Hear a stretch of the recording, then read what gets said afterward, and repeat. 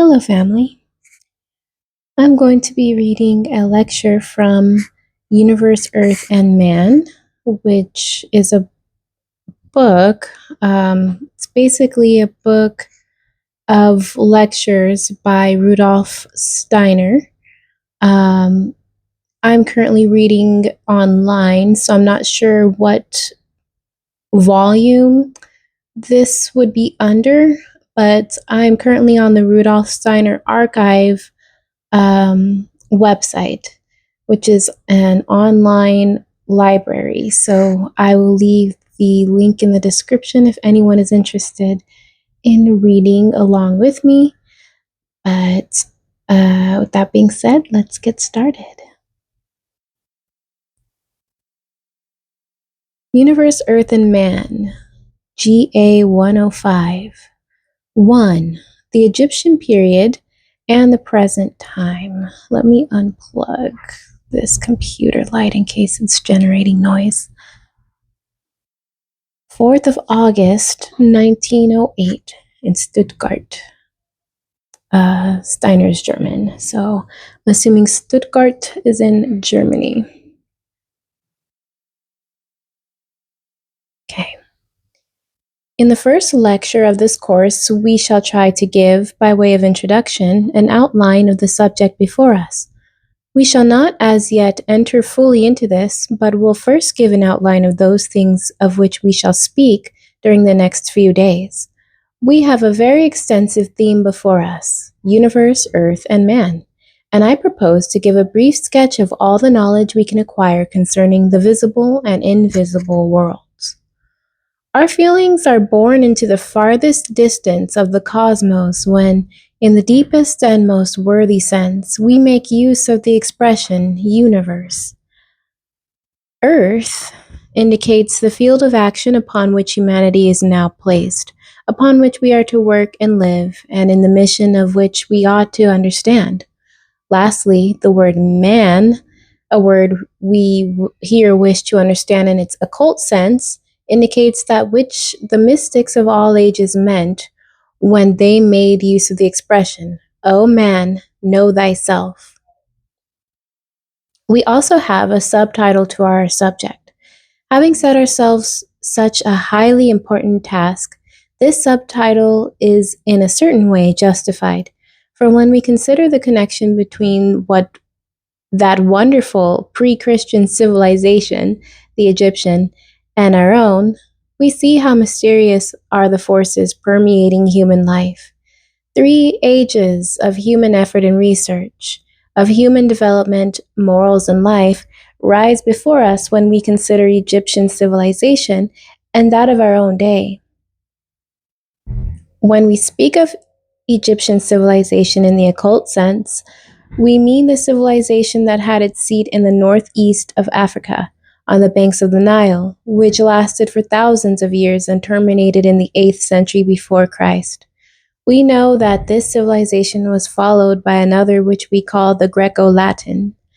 This was centered on the one hand in the wonderful Greek race, with their highly cultivated sense of beauty, and on the other hand in the powerful state of Rome.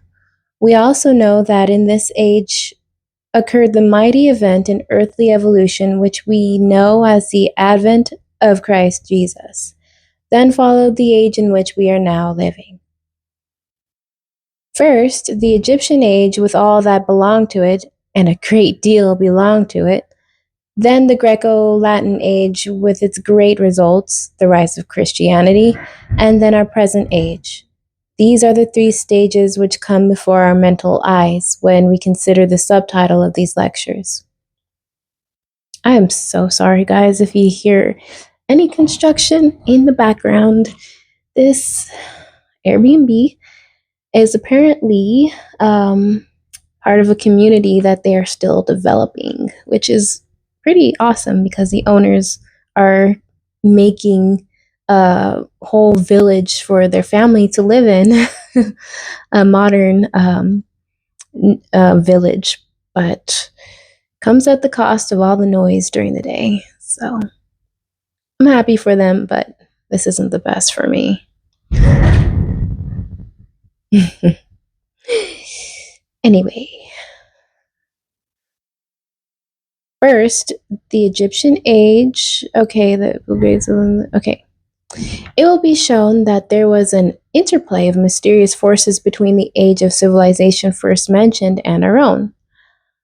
It is as if in the Egyptian age, certain seeds were sown in the breast of gradually developing humanity, seeds which remained hidden during the Greco Latin age and have reappeared in a special manner in the present one. Much of that which buds in our souls today, much of that which surrounds us and of which people speak and dream, has sprung like seed from the ancient civilization of Egypt without our people being aware of it. You are all more or less acquainted with the telegraphic apparatus. You know that wires connecting the different apparatuses extend from one place to another. And without having any deep knowledge of these things, you understand that the which sets the apparatus in motion has something to do with the force which flows through the wires. You perhaps also know that there is a connection down in the earth, that the ends of the wires are connected with the earth, but that this subterranean connection is invisible because it is made by more or less mysterious forces produced by the earth itself. Something similar exists as a deep mystery in the development of man. In history, we see threads being spun which lie within the invisible world. By means of history and of occultism, we can trace out that which took place in ancient Egypt.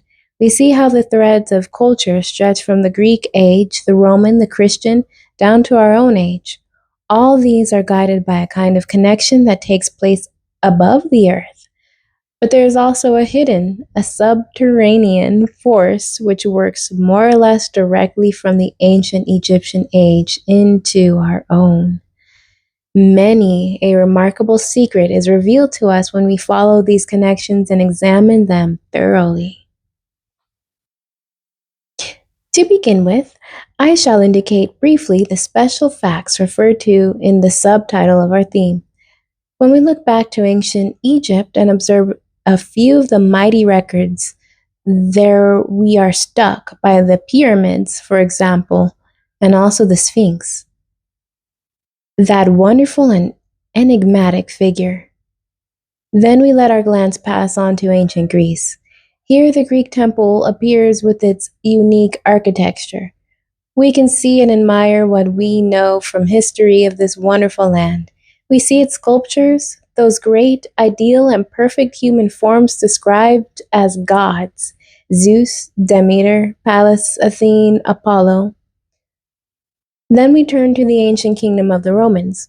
Something remarkable appears when we thus allow our vision to sweep from the ancient Grecian peninsula to the Italian. Before us appear the figures of ancient Rome, many of which are still preserved. We see forms clothed with the toga, which is indeed more than a mere outer dress. What do we feel with regard to these Roman figures?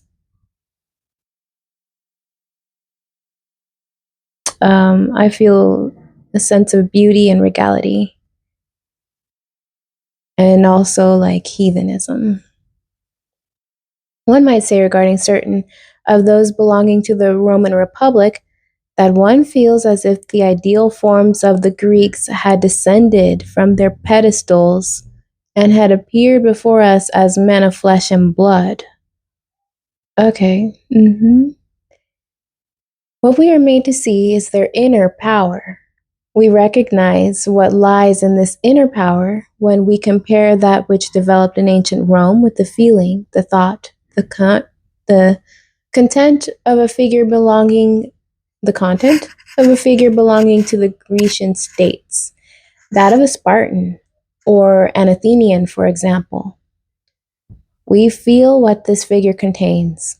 The men belonging to Sparta or Athens felt that they were first of all Spartans or Athenians, being provided in a certain way and to a certain degree with the common soul.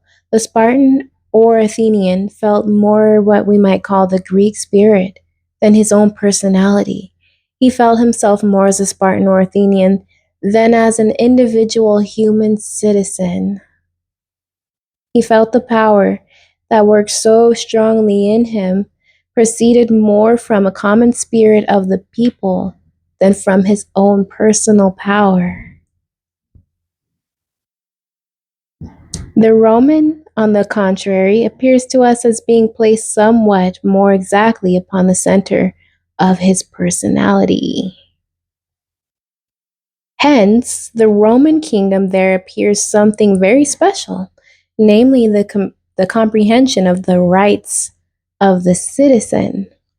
All that lawyers dream regarding the origin of justice previous to this is very different from what in times of better research was rightly called Roman law.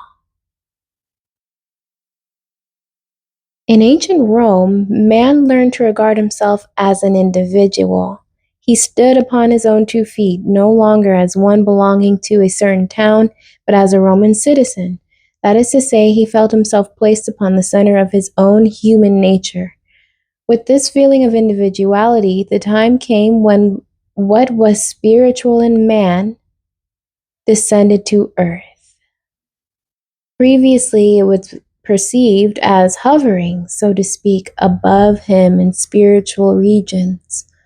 There is something unique in Roman law and Roman civilization. Let us consider the circumstance that the Greek felt himself primarily as a Spartan or as an Athenian. What was the spirit of Athens or Sparta? For us anthroposophists, this was no abstraction, but something like a spiritual cloud, which in its turn was a spiritual expression of a spiritual being in which the town of Athens or Sparta was embedded. But this being was not visible upon the physical plane. The Greek looked primarily not to himself, but to something above him. The Roman looked primarily to himself. It was he who first recognized man as the highest creature that can take on fleshly form upon the physical plane. The Spirit had come completely down into humanity. This was the time when the divinity itself could descend into human evolution and incarnate into Jesus Christ. The manner in which Egyptian civilization extended into the Greco-Roman age was a very wonderful process. We recall how Moses, when he received in Egypt the commission from higher realms to guide his people to the one God, asked God, "What shall I say to my people when they ask who sent me?" And how God answered, and we shall see what deep truth lay hidden in the statement, "Say to those to whom I send thee, I am hath sent me unto you." Thus, I am is the name of an individual God. Oh.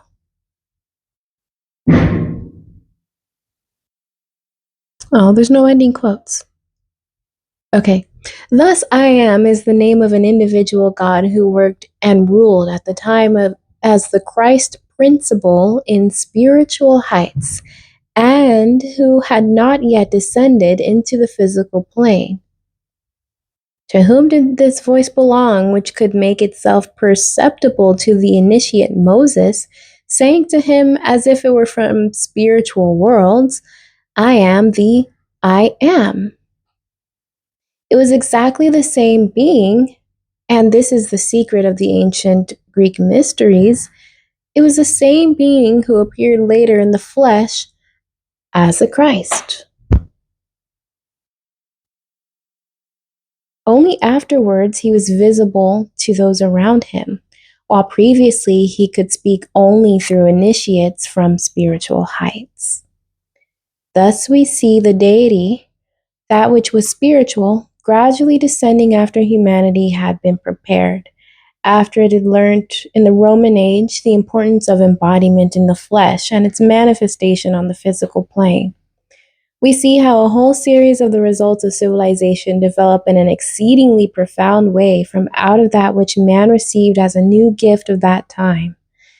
We see how the form of the pyramids and the temple changed to that of the Roman Church, another record of inner human creative work. We see how from the 6th century the cross with the dead Jesus makes its appearance, and how by degrees out of the stream of Christianity a remarkable figure evolves whose mysteries are very deeply veiled. We need only call upon this figure before our eyes in the wonderful form given to it by the painter's art in the Sistine Madonna by Raphael. Everyone knows this wonderful figure of the Virgin in the center of the picture, carrying the child in her arms, and we have certainly all experienced a corresponding emotional thrill when confronted by it. I would ask you, however, to note one thing with regard to it, which expresses the spiritual striving of humanity at the stage with which we are dealing, the three civilizations mentioned above. It is not for nothing that the artist has surrounded the Madonna with the cloud, out of which develop a great number of similar little children, a crowd of angelic forms. Let us now allow our feeling to be completely absorbed by this picture of the Madonna. Anyone whose emotion is sufficiently deep for him to be able to do this will feel and perceive that there is something here very different from what an ordinary profane intellect will see in the picture. Do not these cloud angels surrounding the Madonna say something to us? Yes, they say something of the greatest significance if we do but consider them deeply enough. When we allow ourselves to sink deeply into this picture, something whispers in our soul. Here before us is a miracle in the best sense of the word. We do not think that this child whom the Madonna bears in her arms is born in the ordinary way from the woman. No, these wonderfully delicate angel forms we see in the clouds seem to be in the process of development. And the child in the Madonna's arms seems to be only a mere condensed manifestation of them, like something that had crystallized somewhat more than these fleeting angel forms, which seems as if brought down from the clouds and held fast in her arms. It is thus this child appears to us, and not as if born from the woman. We are directed to a mysterious connection between the child and the Virgin Mother. If we call up the picture thus before our souls, another Virgin Mother appears to our mental vision, the ancient Egyptian Isis, with the child Horus, and we may become aware of the mysterious connection between the Christian Madonna and the Egyptian figure on whose temple was written the words, I am, which is, and which was, and which is to come, my veil no mortal can raise. That which we have hinted at as a miracle in the picture of the Madonna is also revealed in the Egyptian myth, for it there describes Horus as not having been born through conception, but tells us how a beam of light fell from Osiris upon Isis. A kind of miraculous birth took place, and the child Horus appeared. Here again, we see how threads connect one thing to another. What we are here able to investigate is without any earthly connection. Let us now pass on to where our own age begins. Let us think of the Gothic cathedral with its wondrous construction of pointed arches. Let us call to mind what took place there in the Middle Ages, in gatherings where true believers met true priests. Think of the effect of this Gothic cathedral with its many-colored panes of glass through which the sunlight penetrates. Think how many of those who were able to speak of the deeper secrets of the world's evolution could let tones ring forth, whose outward image was the wonderful light split thus into various colors. Again and again it happened that the priest showed how the common power of the divine being was imparted to humanity in separate rays of power, split up like the light which streamed in through the colored windows. Talents. God given talents. Different lights, different colors, different talents. This partition of the light was placed before men's senses, and in their souls was aroused that which lay spiritually at the back of this symbol. In this way, Gothic cathedral pervaded the powers of perception and a feeling of the worshippers. Oh, I love Catholic cathedrals too. They are just so gorgeous. Like the true or the Orthodox cathedrals, because I live in a place where there's not many of those around. But the more Orthodox, the more addicting it is to behold the whole thing. Yes, it's definitely a pleasure for the senses. Let us now enter more deeply into what is thus pictured in our minds. Let us first consider the Egyptian pyramid, a most characteristic form of architecture. We must exert ourselves mentally in order to discover what it has to say to us. By degrees, we shall see how in the pyramid of the secret of the world, earth and man, is expressed. We shall see that there is expressed in it what the Egyptian priest felt according to his form of religion. Later, we shall penetrate deeply into all these things. Today, we'll only notice what such a priest felt and imparted to his people in pictures. The wisdom expressed in the Egyptian form of religion was very profound. It was the direct result of ancient tradition. It was like a memory, and the Egyptian sage in his meeting with Solon could say with truth, "O ye Greeks, ye remain children all your lives, and in your childish souls is none of the ancient truth." He refers here to the age of wisdom in Egypt. From whence came this wisdom? Our present humanity was preceded, as you know, by another which dwelt upon a continent over which the billows of the Atlantic Ocean now roll. When the great Atlantean flood took place, the knowledge of the Atlanteans was carried toward the east across present-day Europe. The northern myths have remained behind as remembrances of the wisdom of Atlantis. We know that the successors of the Atlanteans carried the wisdom of ancient India and Persia into Asia. We also know that Egyptian wisdom was partly reanimated by Asia, but that it also streamed directly from the west, from Atlantis towards Africa. Now, what sort of wisdom was it that was referred to by the ancient sage when he spoke of the ancient truth? This will be disclosed if for a moment we pause to consider the difference between life today and life in ancient Atlantis. At the time, man was gifted with a dim clairvoyance. Around him, he saw beings who are also around us today, but whom present day man sees no longer. The earth does not only contain plants, minerals, and animals.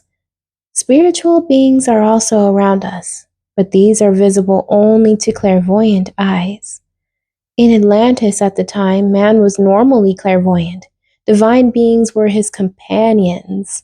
He lived with them as we now live with human beings. There was not as yet that sharp distinction between day consciousness and night consciousness that there is now. At the present time, when man enters in the morning with his astral body and ego into physical life, physical objects are around him. And when at night he rises out of his physical body, this world becomes dark and dim to him. This is the case today with the normal human being. But in Atlantis, it was not so, particularly in its earliest periods. When at night man stepped out of his physical and etheric body, darkness did not then spread around him. He entered a world of spiritual beings, and he saw these divine spiritual forms just as he now sees fleshly forms. He saw Baldur, Woden, Zeus, and Apollo, who are not imaginary, fanciful figures, but are the expression of real beings who, at the time of which we are speaking, had not taken on bodies of flesh, but possessed as their densest form transparent, etheric bodies. When at night man withdrew from his physical body, these were around him as etheric forms, and when in the morning he again drew into his physical body, he was in the world of reality, which today is for him the only world. He left for a time, one might say, the world of the gods and dipped down into the world of the physical, fleshly existence. There was no distinct boundary between his day perception and his night perception. And when in those times the initiate spoke to ordinary people of these divine beings, he was not speaking of something that was strange to them. It was the same as when today we speak of men and call them by their names. The initiate spoke of such beings as Wotan and Baldur, for they knew them as divine etheric beings. The remembrance of that ancient wisdom and of these experiences was carried with them by those who journeyed toward the east, and from them sprang these remembrances which were connected with something else which developed in the peculiar constitution of the Egyptian people, the conviction that an eternal spirit part dwells in man, and that when his body becomes a corpse, it has been forsaken by this divine spiritual part. This conviction is expressed in numerous symbols and teaching which the Egyptian priests gave to the people. It was not merely an abstract truth to them, it was a truth in which they lived and which they experienced directly. Let us describe what the ancient perceived. Let us describe what the Egyptian perceived. He said, I see here a corpse, the dust of a man who was the bearer of an ego. I know, for I know it from the ancient tradition and from the experience of my ancestors, that there is something else, a spiritual part, which passes into other worlds. This cannot fulfill its task were to live solely in that spiritual world. A connecting link must be formed between this spiritual part and the earthly world. We must form a magnetic link for the soul which passes at death into higher realms in order to arouse in it a feeling of permanence, so that it may return again and appear once more on this earth. We know from the teachings of spiritual science that humanity of itself takes care that the soul shall return again and again to new incarnations. We know that when man passes at death into other spheres, during the period in Gamaloka, that period during which he weans himself from what is earthly, he is still chained by certain forces to that which is physical.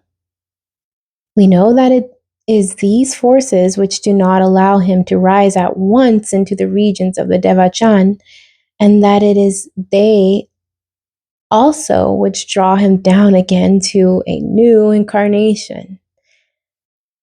But we are a people today who live in abstractions and who represent such things as theories. In ancient Egypt, all this lived as tradition. The Egyptian was the reverse of a theorist or mere thinker. He wanted to see with his senses how the soul took its way from the dead body into higher realms. He wanted to have this constructed before him.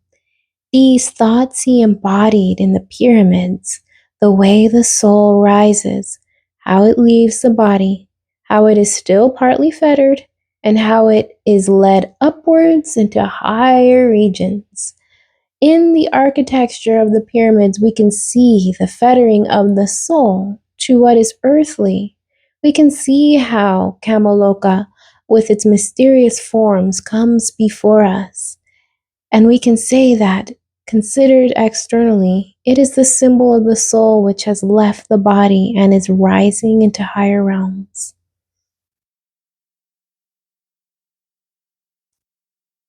Let us endeavor to understand these ancient traditions. In the Atlantean age, man still saw around him much that is completely hidden from him today.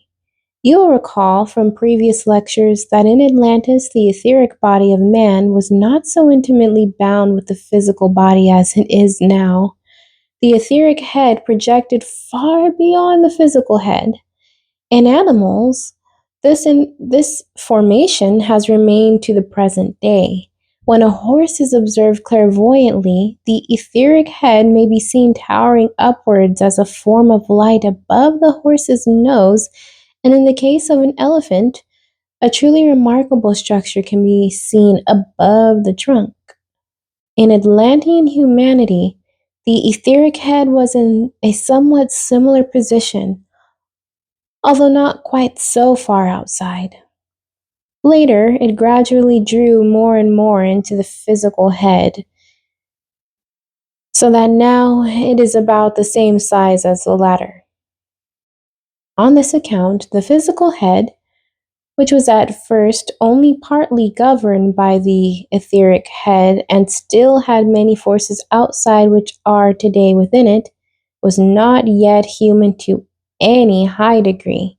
It was only in course of development and still possessed a somewhat lower animal form.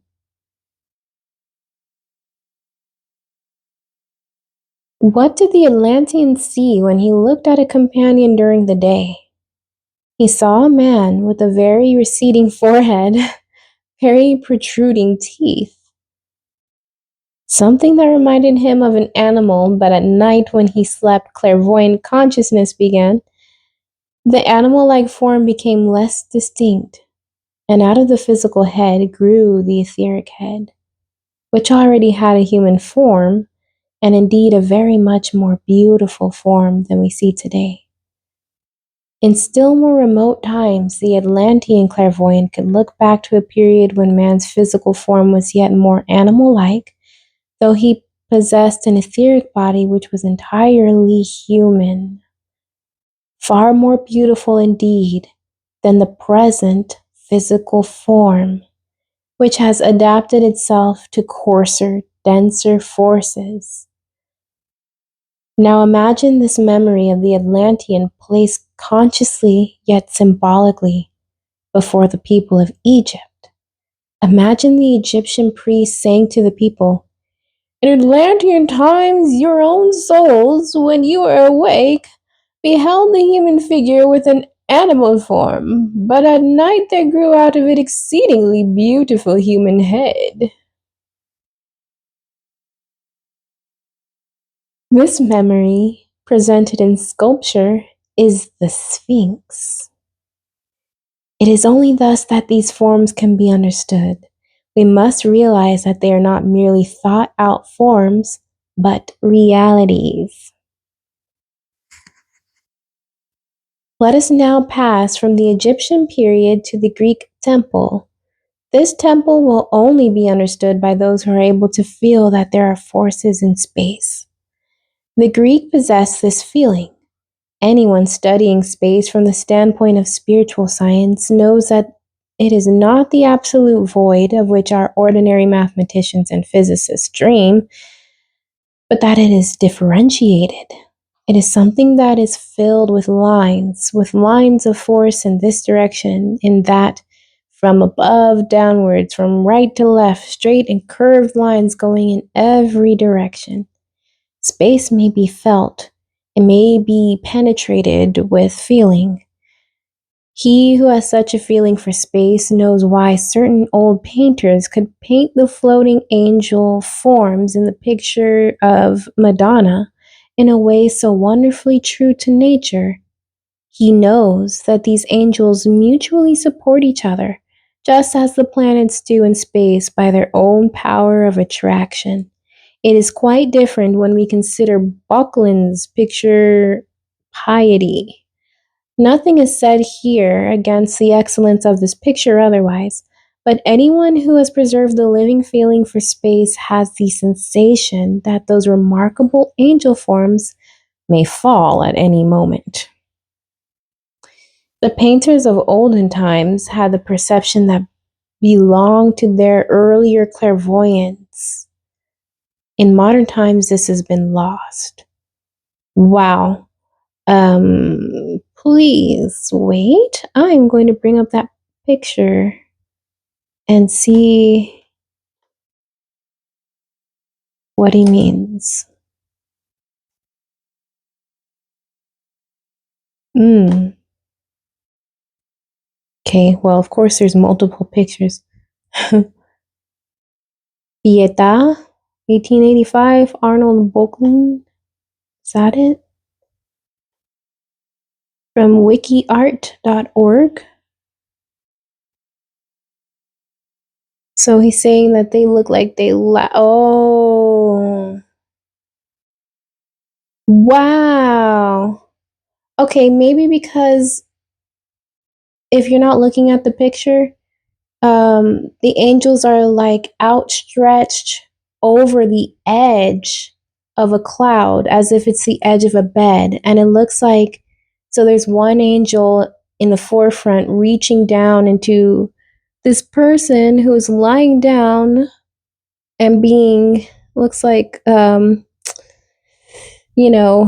love to by a dark entity. And there's other angels behind the one angel who are just kind of peeking over. They might be, well, yeah, I don't know. It seems like maybe they're holding on to the angel that's reaching out, but don't know for sure. There's just particularly one in the back that looks like, hang on, buddy, we got you. Interesting.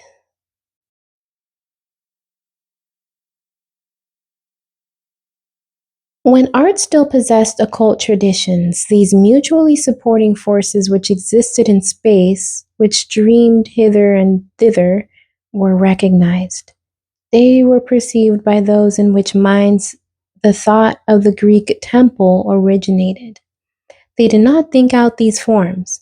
They perceived the forces streaming through space and filled them with stone. That which has already there occultly they filled with substance. Hence, the Greek temple is a material presentation of actual forces existing in space. A Greek temple is a crystallized space thought in the purest sense of the word. The result of this was very important. By giving material expression to force forms in space, the Greeks gave divine spiritual beings the opportunity of using these material forms. It is no figure of speech, but a fact when we say that gods came down at the time into the Greek temples in order to be among men on the physical plane. Just as today, parents place the physical form, the body of flesh, at the disposal of the child, in order that the spirit can express itself on the physical plane. So something similar took place in the case of the Greek temple. The opportunity was provided for divine spiritual beings to stream down and incarnate into the architectural structure. That is the secret of the Greek temple. God was present in the temple. Those who felt the form of the Greek temple aright felt that there need be no human being anywhere near it, nor in the temple itself, and yet it would not be empty, for God was really present there. The Greek temple as a whole, it is complete in itself because it has a form which magically draws God into it. If we now consider a Roman church, especially one with a crypt, we shall see a further development. In the pyramid, we see presented the path the soul takes after death, the outer architectural form for the soul when departing.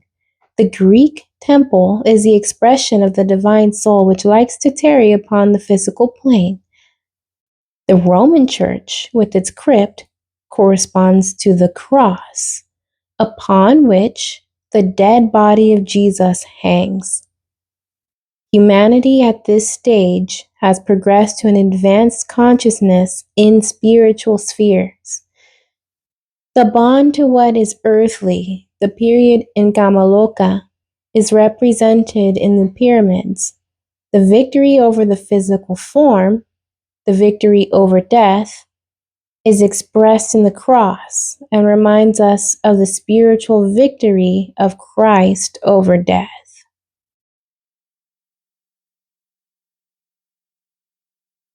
Again, a further step is taken into the Gothic cathedral. Without the pious congregation within, it is incomplete.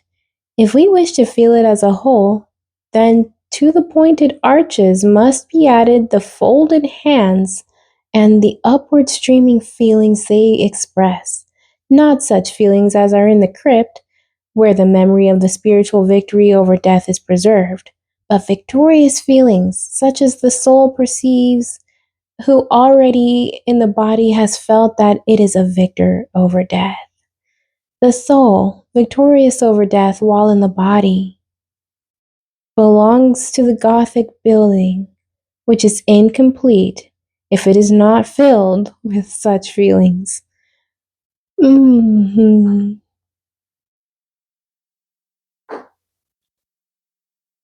The Greek temple is the body of God.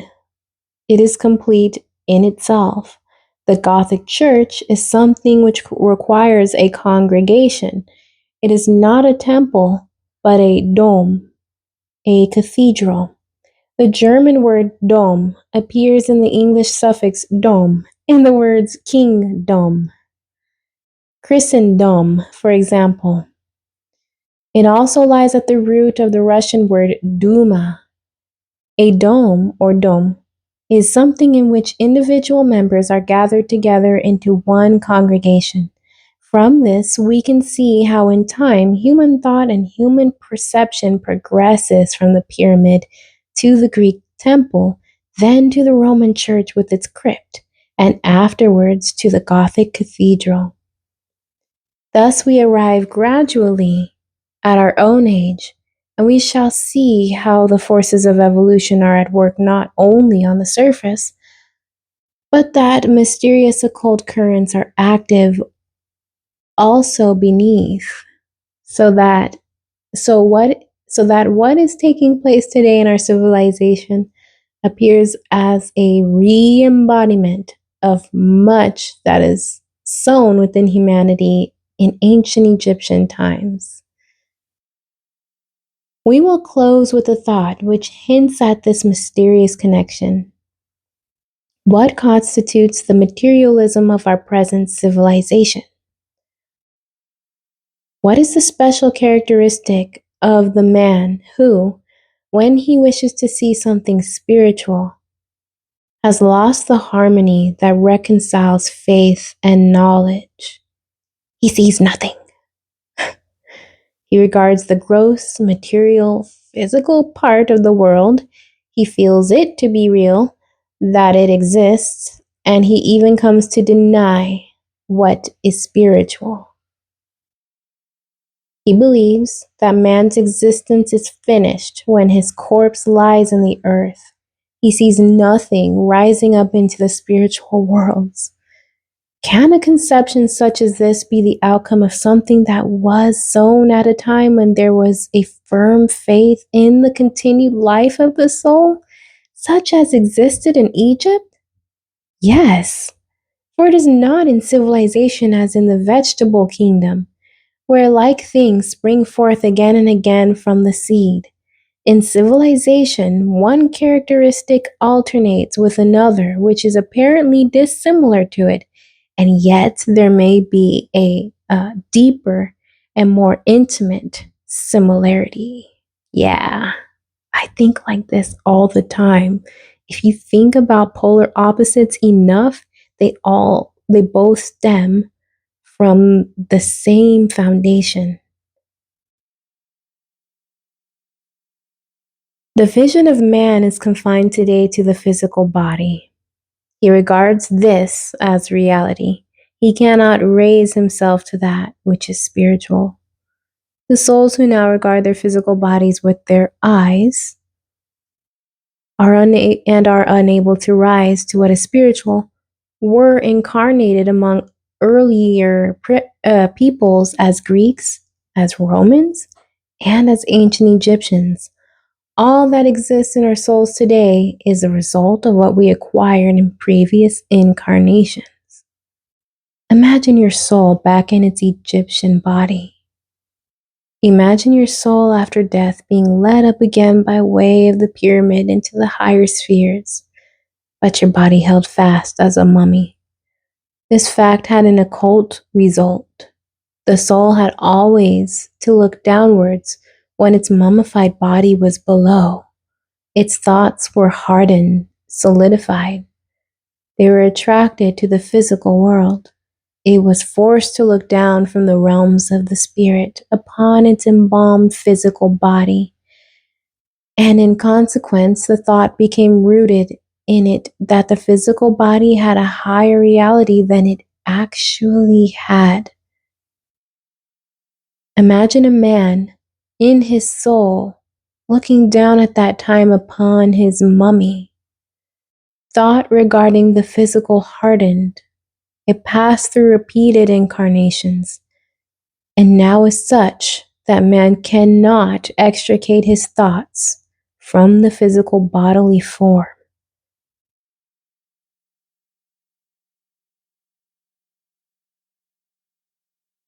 Materialistic thought is often the result of the embalming of the body. Thus, we see how thoughts and feelings work from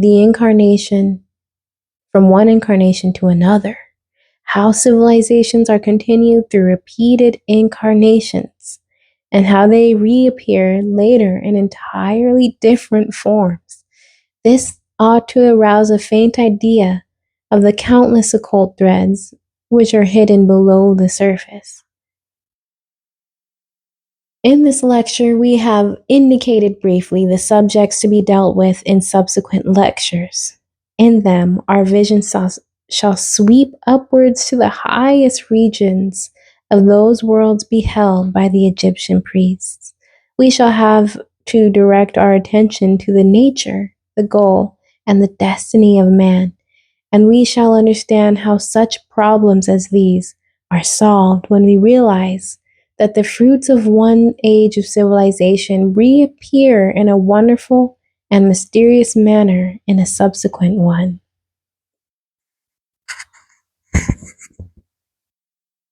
That was the end of Lecture 105. This was more reassuring than I expected it to be, because there's also a nihilistic view, and the nihilistic view of how our reality has been stacked upon previous realities makes it so disgustingly dead.